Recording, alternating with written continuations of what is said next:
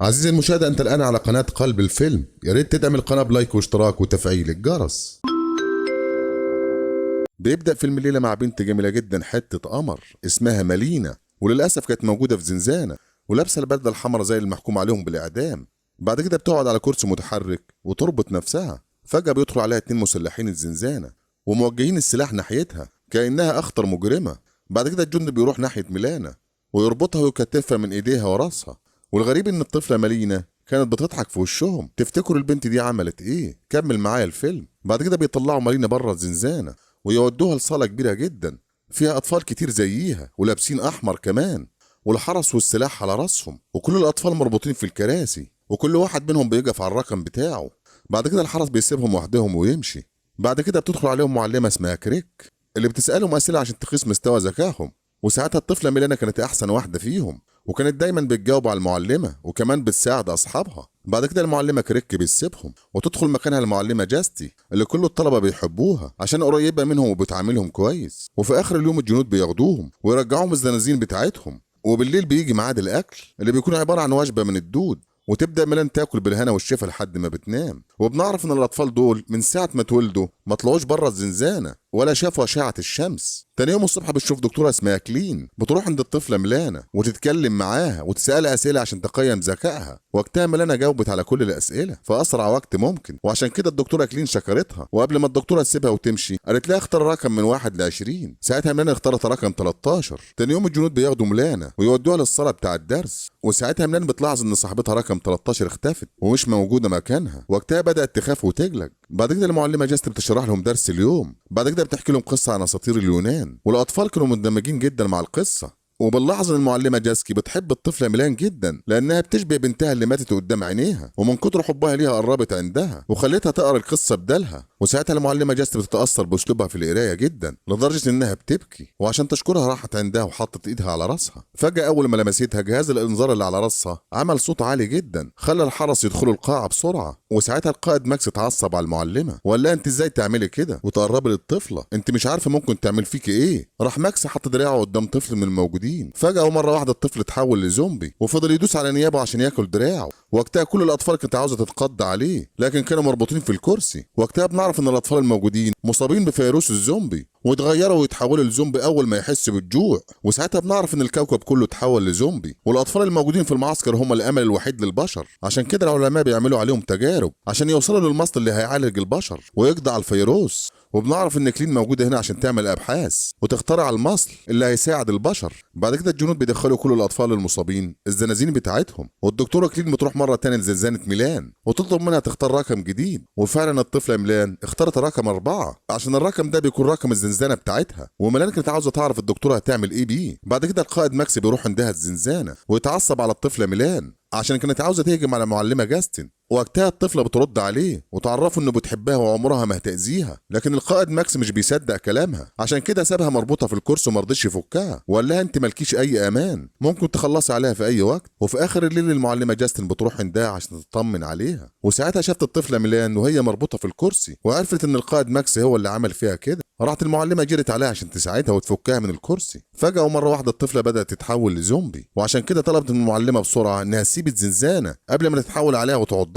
وفعلا المعلمه جاسكي بتطلع بسرعه قبل ما الطفله ميلان تهجم عليها. تاني يوم الصبح جندي بيروح لميلان الزنزانه وخدها وفضل يمشي بيها، وميلان بتلاحظ انه واخدها لمكان بعيد اول مره تروحه، وفعلا بيطلع بيها بره المعسكر. وقتها ميلان كانت اول مره في حياتها تشوف الشمس، وكمان شافت ناس كتير متحوله لزومبي موجودين خارج المعسكر. وبتلاحظ ان الزومبي عاوز يكسر الاسلاك ويهجموا على المعسكر لكن الحرس الموجودين بيصدوا لهم. بعد كده الجندي بيدخل ميلان مكان زي المشرحه والدكتوره كلين كانت موجوده هناك ومستنياها. وقتها الطفله ميلان عينيها بتيجي على صندوق ازاز في عقل انسان بشري الدكتوره محتفظه بيه، ووقتها الطفله ميلان خافت جدا. بعد كده الطفله بتتكلم مع الدكتوره وتقول لها تعمل لي فيا ايه، وترجتها انها ترجعها الزنزانه بتاعتها. لكن وقتها الدكتوره ما رضتش وطمنتها انها مش هيحصل لها اي حاجه، والدكتوره عطتها حقنه مخدره وبعد كده نامت وبيشيلوها عشان يشرحوا جسمها والدكتوره تعمل عليها تجارب. عشان تخترع مصل يعالج الفيروس وينقذ اللي اتبقى من البشر. فجأة المعلمة جاستي بتدخل عليهم وتشوف الطفلة متخدرة ونايمة، راحت اتعصبت على الدكتورة وطلبت منها انها توقف اللي بتعمله والا هتكسر لها المعمل بتاعها. وقتها الدكتورة خافت منها وحاولت تهديها، بعد كده خدعتها ورشت مخدر على عينيها والمعلمة جاستي فقدت الوعي. بعد كده الدكتورة كلين بتطلب الحرس عشان يمسكوا المعلمة جاستي، وفعلا الحرس بيجي ويقبض عليها. بعد كده الدكتورة بترجع مرة تانية عشان تشرح الطفلة ميلان، لكن وقتها بيكون الزومبي هجم على المعسكر وخلص على معظم الحرس الموجودين. وقتها الزومبي بيوصل للمشرحة وبيهجم على المساعدة بتاع الدكتورة كلين وبيعضها ويحولها لزومبي، لكن الدكتورة كلين بتهرب بسرعة وتستخبى، وبنشوف الممرضة وهي عاوزة تهجم على الدكتورة عشان تحولها لزومبي. بعد كده الطفلة كلين بتنجح انها تفك نفسها وبتطلع تجري بره المعسكر. وقتها شافت جيش من الزومبي في كل مكان بيهجموا على الجنود الموجودة في المعسكر وبيعضوهم ويحولوهم لزومبي. بعد شوية الطفلة ميلان عينيها بتيجي على المعلمة جاسكي اللي كان الحرس ماسكينها وقابضين عليها، راحت الطفلة ميلان جريت عليهم عشان تساعدها وعضتهم وحولتهم لزومبي. بعد كده الطفلة بيغمى عليها وتفقد الوعي. وقتها المعلمة جاستي بتاخدها وتحاول تهرب بيها، وفعلا هما الاتنين بيركبوا عربية مصفحة ويهربوا بسرعة قبل الزومبي ما يهجم عليهم. وقتها العربية كان فيها القائد ماكس وكمان الدكتورة كلين كانت موجودة في نفس العربية. وقتها القائد ماكس بيتفاجئ ان الطفلة ميلان موجودة معاهم وكان عارفها انها زومبي متوحشة وممكن تهجم عليهم في اي وقت، عشان كده كان عاوز يخلص عليها. لكن المعلمة جت تترجاه ان ما يقربش عندها وهتنزلها من العربية وتسيبها تمشي، وفعلا بينزلوا ميلان من العربية والطفلة خافت وجرت بعيد عنهم. وساعتها ميلان كانت اول مرة تخرج من الزنزانة وتشوف الطبيعة والمناظر الخلابة، ساعتها ما كانتش عارفة تتصرف ازاي او تعمل ايه. وكمان الدكتورة كلين بتعرف القائد ماكس انها محتاجة الطفلة تكون معاهم عشان تعمل عليها تجارب، والدكتورة منعت القائد ماكس ان يخلص عليها، وعشان كده ربطوها في كرسي فوق العربية وخدوها معاهم، وكمان ركبوا لها ماسك على بقها عشان ما تعضش اي حد فيهم. وقتها اعداد كبيرة من الزومبي شافتهم ومشت وراهم. بعد كده بيمشوا بالعربية شوية كتار، وقتها المية بتخلص منهم وعشان كده دخلوا غابة عشان يدوروا على مية، وفعلا هناك بيشوفوا بحيرة وكلهم ينزلوا من العربية ويتحركوا ناحية البحيرة عشان يملوا الازايز، وسابوا الطفلة ميلان مربوطة لوحدها على العربية. وفعلا وصلوا البحيرة وشربوا مية وملوا الازايز. فجأة مرة واحدة الزومبي بيهجم عليهم، لكن للأسف واحد من الحرس بيتعض وعشان كده القائد ماكس بيخلص عليه. وللأسف وقتها العربية كمان بتحطل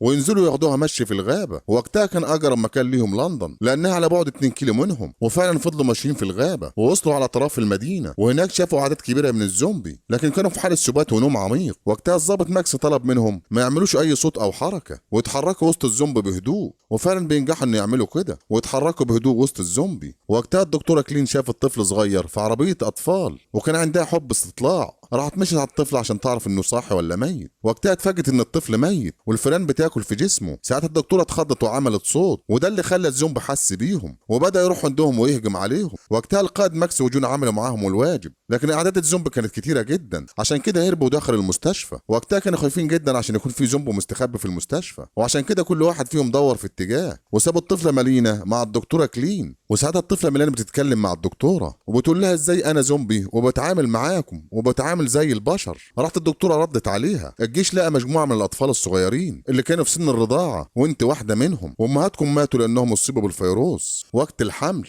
وعشان كده الفيروس اتنقل ليكم، وبسبب كده كل واحد منكم نصه زومبي ونصه بني ادم. بعد كده بالليل القائد ماكس بيقول لجاستن الطفله ميلان بتحبك جدا ومتعلقه بيكي. راحت قالت له ميلان اذكى بنت في المدرسه ومعتبراها زي بنتي اللي توفت قدام عينيا لانها قريبه منها في السن، عشان كده مش بسمح لحد يتكلم معاها. وقتها المعلمه جاسكي طلبت من ماكس ان يعامل الطفله ميلان كويس ويحسسها بالامان. وبيعدي الليل وتاني يوم الصبح كل المجموعه بتستعد عشان تتحرك، لكن وقتها لاحظوا ان اعداد كبيره من الزومبي محاصره المستشفى. وقتها بيفكروا ان لازم يتصرفوا ويبعدوا الزومبي عن مكان المستشفى علشان يعرفوا يتحركوا ويخرجوا، وان واحد منهم يعمل صوت او اي حركه عشان يشتت انتباه الزومبي ويخليهم يتحركوا من المكان. وقتها الطفله ميلان قالت لهم سيبوا الموضوع ده عليا وانا هعرف بطريقه امشيهم ازاي من المستشفى. وفعلا الطفله ميلان بتمشي وسطهم وما كانتش خايفه منهم لانها واحده منهم. بعد شويه ميلان بتحس انها جعانه ودورت على اي حاجه عشان تاكلها. وقتها شافت قطه ماشيه في الشارع راحت جرت وراها وكلتها. بعد كده ميلان بتسمع صوت كلب مستخبي جوه بيت، راحت مسكته وطلعته للزومبي وضربته وخلته يجري والزومبي يجري وراه. وفعلا الطفله نجحت انها تحرك الزومبي من قدام المستشفى،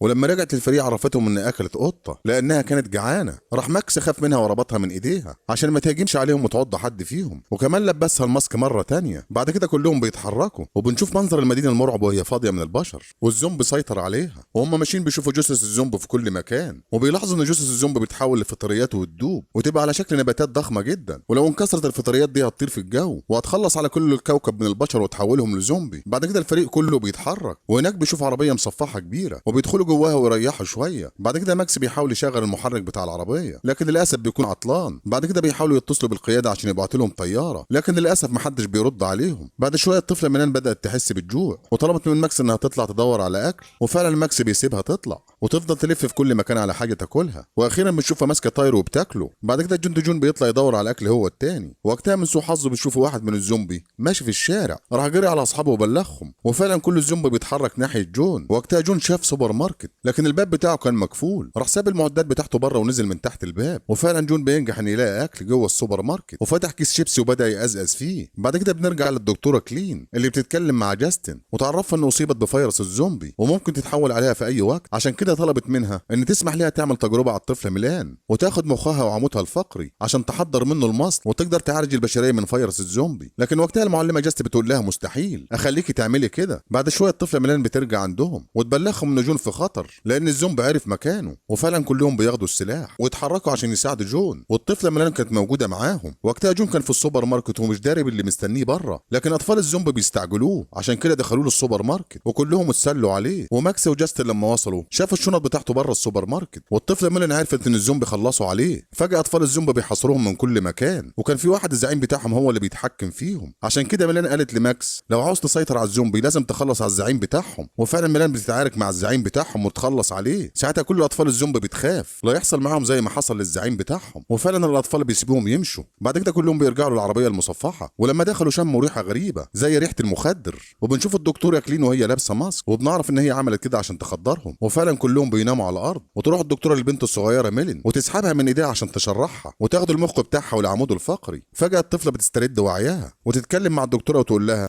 انا عارفه انت عاوزه ايه، انت عاوزه تخلصي عليا وتاخدوا مخ والعمود الفقري، وانا مستحيل اخليكي تعملي كده لان ممكن اخلص عليكي في اي لحظه. وقتها الدكتوره بتحاول تضحك عليها وتهديها وتقول لها انت هتساعد العالم وتنقذ البشريه، لكن الطفله مش بتقتنع بكلامها عشان كده سابتها ومشت. لكن الدكتوره بتجري وراها عشان تحاول تقنعها. فجاه الدكتوره لقت الزومبي محاصرها من كل مكان، راحوا انقضوا عليها وعملوها بسطرمه. بعد كده الطفله ميلان بتقرر انها تولع نار في النباتات عشان الفيروس ينتشر في كل مكان وكل الناس تتحول لزومبي، وفعلا بتولع في النار والفيروس ينتشر في كل مكان والبشر كلهم يتحولوا لزومبي. وبعد ما خلصت بترجع العربيه المصفحه مره تانية. ساعتها شافت ماكس خارج منها وكان خلاص هو التاني اتحول لزومبي. ساعتها قطع المسدس عشان تخلص عليه، وفعلا ميلان بتعمل كده. بعد كده بتروح الطفله لحبيبتها جاسون عشان تطمن عليها، وبنعرف ان جاسون هي البشريه الوحيده اللي لسه ما اتحولتش لزومبي، عشان كده بتقعد في العربيه طول حياتها وتفضل محبوسه فيها. ويوم بعد يوم بدات تتعود على اطفال الزومبي وكانت بتتعلمهم بذكاء عشان تحسن من سلوكهم، وميلان هي كمان كانت بتساعدها. وبكده يخلص الفيلم. لو عجبك الفيلم دوس لايك واشتراك وفعل الجرس ليصلك كل جديد،